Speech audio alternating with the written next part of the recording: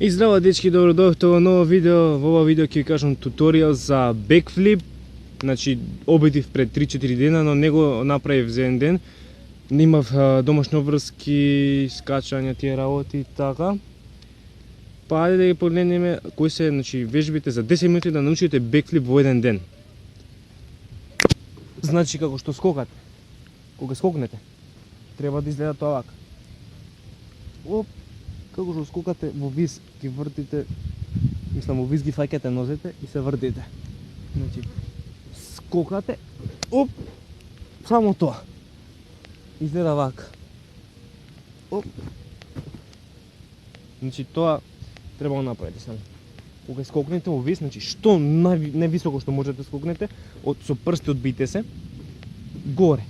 Горе во виз, склупчете се вака и свртете се салто.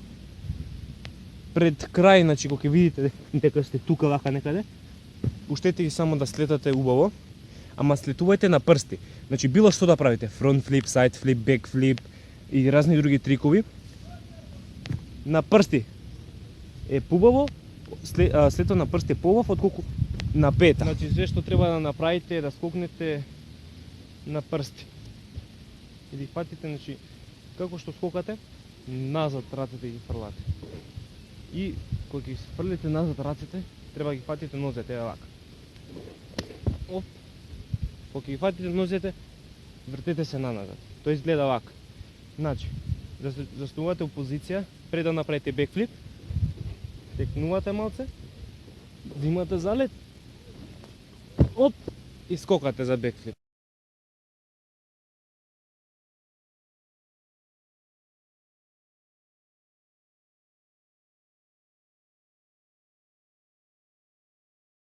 Значи, кога ќе правите бекфлип ова како совет, значи, пазете да не паднете на глава. Рацете стајте ги тука, пред да паѓате само пуштете ги. Ако осеќате дека сте многу ниско сте скокнале. Ако сте во виз, значи само тука кога што се рацете, ги пуштате нозете право за да ви слетаат нормално, ама на прсти. Значи, ќе пазите да се значи, ќе се концентрирате многу за да направите бекфлип, бидејќи ако една грешка направите, или вратот, или рамото, или нешто од вас ќе повреди, нешто на вашето тело ќе повредите. Било кој дел. Значи, кога скокнете вие, обратно сте ствртени. Кога направите грешка некоја, можете да паднете дали на рамо, дали на глава, можете да скршите. Значи, поубаво е да паднете, кога направите бекфлип, да застанете, да паднете вака на газ, отколку да паднете директно на рамо или на рака или на глава. Бидејќи повредата има тешка последица. Само ви кажам, и значи најбитното со прсти одлетуваш, со прсти слетуваш.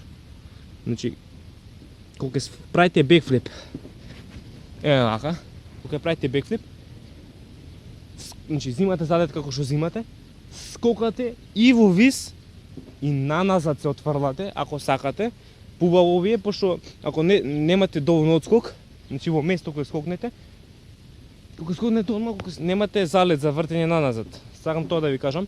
Значи ќе скокнете и наназад, и што повисоко, за кога ќе слетате да паднете вака наназад. Бидејќи како скокнате од место, и ако немате одскок, може да паднете на глава, како што ви кажав.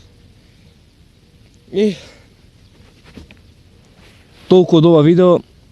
Значи, следната недела, тоест оваа недела, ќе снимам видео за туторијал за сайд флип, потоа туторијал за фронт флип.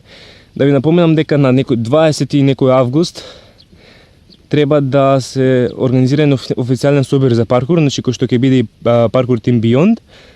Се гледаме тогаш и со многу повеќе субскрајбери, многу повеќе гледаност на видеото, повеќе лајкови, помалку дислајкови, и да ви кажам дека, значи, фала ви многу, скоро 800, може и 800 не сум видел. Значи 793 имавме вчера вечер.